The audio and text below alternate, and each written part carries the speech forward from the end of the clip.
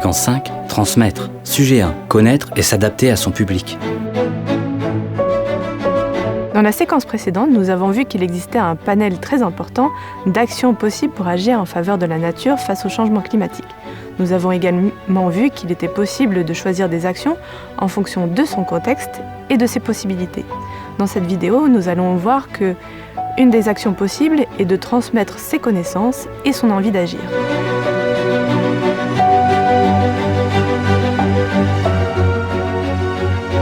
Si on veut agir pour la nature, pour le climat, un moment très important, c'est les partages, la communication, la transmission, soit des informations ou de la motivation. Et on sait très bien que ce n'est pas si facile. Ça ne suffit pas d'avoir les bonnes informations et d'être dans le juste pour qu'un message passe.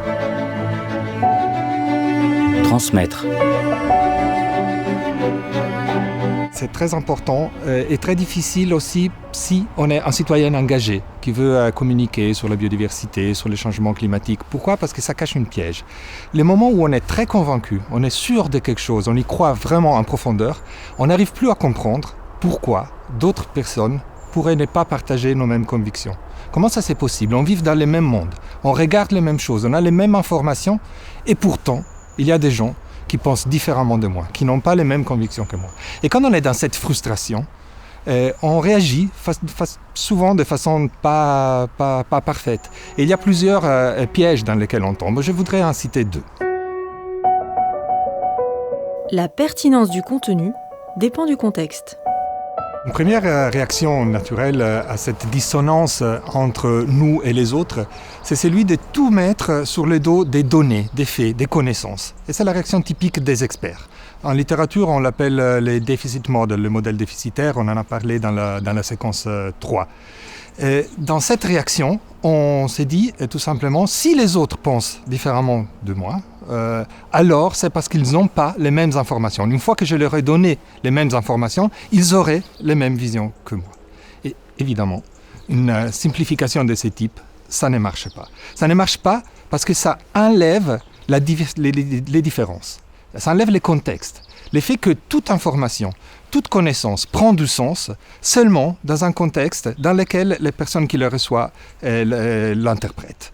Et c'est un contexte complexe, multifactoriel, qui est fait d'esthétique, des valeurs, des cultures, des traditions, et ne pas le prendre en compte, penser que les faits soient les mêmes pour n'importe qui, c'est une des sources d'incompréhension et des faillites, disons, des efforts de communication. Ici, on est dans le Beaujolais, par exemple. Un raisin. Un raisin, c'est quelque chose qui peut appartenir à la nature et faire partie de la nature pour quelqu'un, ou être le symbole de l'anthropisation du monde pour un autre. C'est quelque chose qui est en valeur économique, mais aussi en valeur de plaisir pour certains, ou même d'addiction pour d'autres.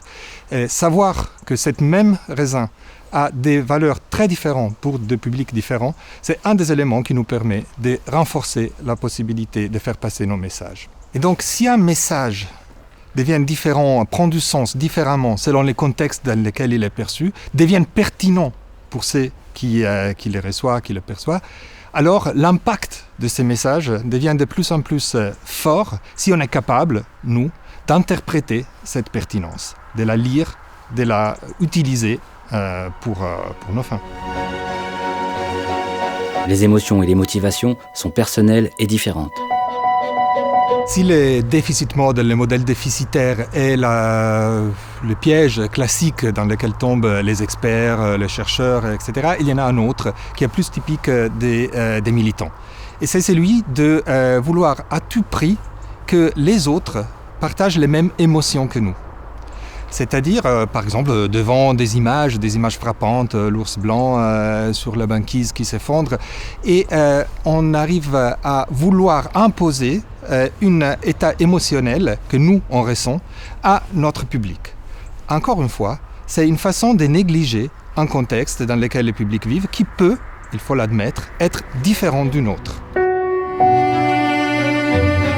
Le concept de grand public cache les différences. Je crois qu'on a tous et toutes entendu l'expression grand public, lay public en anglais. C'est une expression très utilisée dans toute forme d'action culturelle ou action de médiation scientifique ou environnementale. Et qu'est-ce que ça veut dire grand public? Si on demande, on peut faire le test autour de nous, quelle image on associe à grand public, normalement les choses qui ressortent sont une sortie du métro, une salle de classe, une grande amphithéâtre. Et qu'est-ce qu'il y a dans ces images? Il y a l'effet qu'on souligne l'ensemble et pas les différences. On aplatit. Le grand public, ça veut dire aplatir le public. On ne s'intéresse plus à ce qui caractérise chacun. On s'intéresse à un ensemble indifférencié. Eh bien ça, c'est exactement le contraire de ce qu'il faut faire quand on veut maximiser l'impact d'un message, où les différences comptent beaucoup plus de masse ou de cet univers indifférencié. En résumé, tout ça pour dire quelque chose effectivement de très simple. Avant tout engagement dans une communication, dans une transmission, dans un partage, avant même de penser au contenu, il y a deux questions auxquelles il faut répondre. La première, pourquoi on veut transmettre, évidemment, mais aussi pourquoi c'est à qui on parle aurait envie de m'écouter. C'est quelque chose d'extrêmement simple, mais qu'on a tendance trop souvent à négliger. Pourquoi ils veulent nous écouter? Pourquoi on veut transmettre? Qu'est-ce qu'on veut faire? On veut mobiliser des citoyennes, on veut les informer, on veut développer leurs esprits critiques. Est-ce qu'on veut plutôt outiller des militants ou transformer, faire changer des réticents? Ce n'est pas du tout la même chose. Qu'est-ce qu'on veut obtenir avec notre communication? On veut parler à des jeunes pour changer leur futur ou à des professionnels pour re-questionner, pour remettre en question leur pratique professionnelle. Alors toute cette interprétation du contexte et de la diversité du public, c'est quelque chose qui est, disons, assez simple quand on est en contact direct avec nos interlocuteurs. On peut parler, on peut discuter, on peut s'engager dans le sens propre du terme. Par contre, ça devient un peu plus difficile quand on écrit un article, on fait une expo, quand un média s'interpose. Alors les critères pour arriver à quand même prendre en compte cette diversité ne sont plus les mêmes et passent parfois par des techniques du journaliste. Anne-Sophie Novelle, qui est journaliste mais aussi autrice de documentaires et de livres, parle de nuances et rigueur. quel questionnement, quelle posture?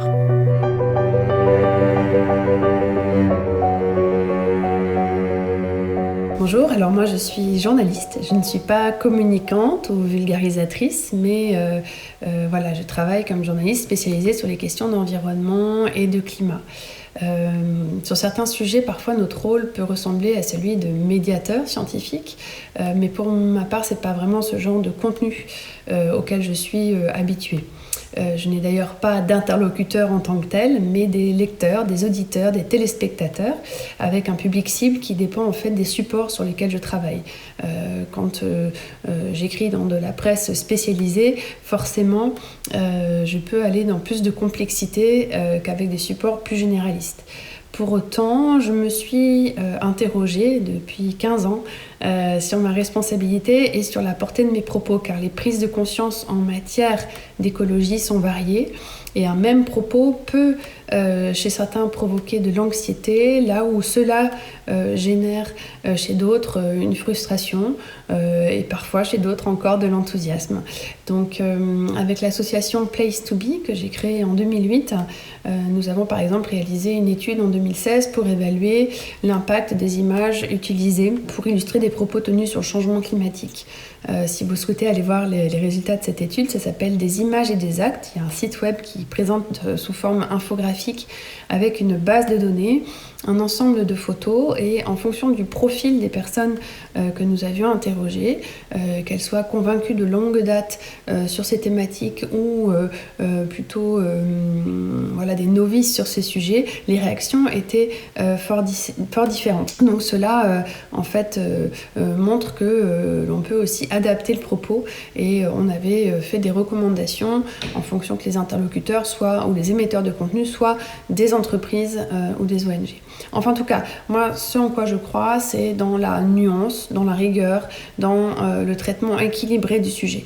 On parle souvent de journalisme de solution, constructif, mais l'idée pour moi, dans ma pratique journalistique, est de commencer à toujours renouer avec les fondamentaux du métier journalistique, à expliquer la situation, le contexte, les faits, les problématiques, d'investiguer sur ce qui pose problème, et ensuite de prolonger l'enquête, si possible, sur les solutions et les réponses apportées pour répondre à cette problématique. Qui s'active ? Comment ? À quel endroit ? De quelle manière ? Est-ce que ça fonctionne ? Si oui, comment ? Sinon, pourquoi ? Est-ce qu'il est possible de trouver des solutions ailleurs, de s'en inspirer, de les répliquer ailleurs et d'apprendre de ses échecs ? Voilà. Donc, personnellement, je crois en la capacité de chacun d'être bien informé, et c'est aux journalistes de raconter ça correctement, d'être de bons narrateurs du monde. Nuance et rigueur pour une journaliste, capacité d'écoute pour quelqu'un qui travaille en face publique, voilà autant de petite attention qui permet à un message de mieux passer. Pour conclure, il y a un autre élément que j'aimerais souligner, c'est la conscience que les changements est rarement quelque chose qui arrive tout d'un coup. On aimerait bien, après une conférence, qu'après un article, la lecture d'un livre, les gens soient complètement transformés. Mais cela est très rare. Dans la plupart des cas, les changements est un processus long, qui se fait pas après pas, information après information, idée après idée, émotion après émotion. Et c'est à travers chacun de ces petits pas qu'on modifie notre façon d'interpréter le monde et aussi notre capacité de l'échanger. Un dernier élément, c'est d'essayer de concevoir la communication comme des plateformes ouvertes, pas des grilles prédéterminées. Ce que pour nous peuvent être des grilles d'interprétation très, très utiles, pour un autre peuvent être perçues comme des cages. Le plus on veut imposer les changements, le plus on va probablement générer de la résistance. Et donc quand on s'engage dans cet effort de communication et de partage, je propose que c'est toujours plus intéressant d'offrir au public des questions riches plutôt que de lui imposer des réponses justes. éléments à retenir. Voilà les points à retenir pour ces sujets. Premièrement, pour un citoyen engagé, un militant, c'est souvent beaucoup plus compliqué de communiquer. 2, essayer de ne pas tout mettre sur le dos des données, des faits, des informations, ni tout mettre sur le dos des émotions et de la participation émotionnelle au sujet dont on parle. 3, savoir interpréter, lire et prendre en compte les diversités des publics. Et 4, essayer de toujours garder un esprit questionnant, susciter les questions. C'est les questions qui font les dialogues, les impositions d'informations font la propagande.